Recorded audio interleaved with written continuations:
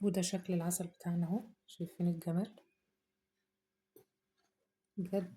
ريحة بقى مش عايزة اقول لكم، التوم مخلي السمك بتاعنا ريحته جميلة جدا.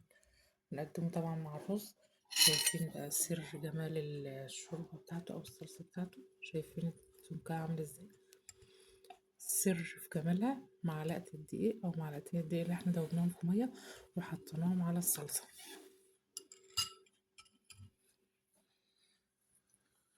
ودي كانت اكلتنا النهاردة.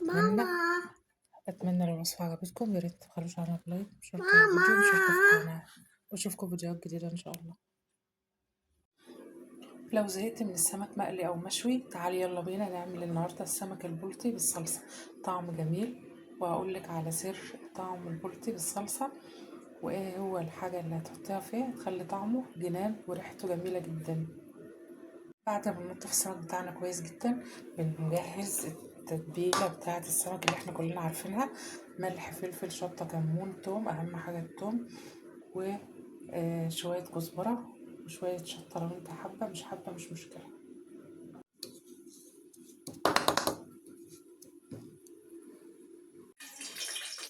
ده شكل السمك العسل بتاعنا اهو بعد ما تبلناه.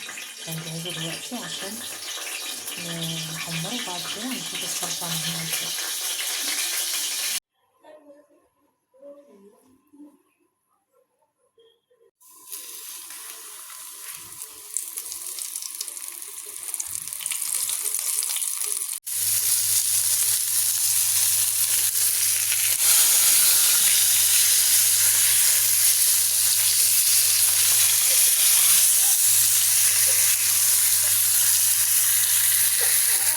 طبعا اول سر في طعم الصلصه بتاعت السمك البلطي هي راس الثوم.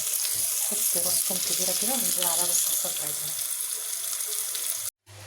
هنحط بقى التوابل بتاعتنا في الصلصه: شويه ملح بس ما تكتريش لان السمك بتاعنا متملح، وشويه فلفل وشويه كمون وشويه بابريكا.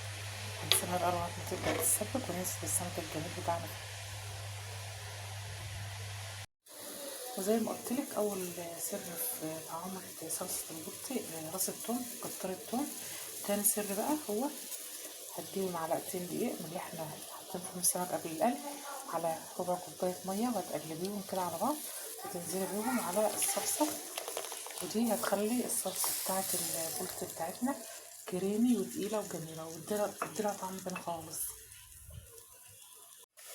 وهننزل بقى بالبلطي العسل بتاعنا بعد ما قلناه ازاي في الصلصه. شايفين الجمال.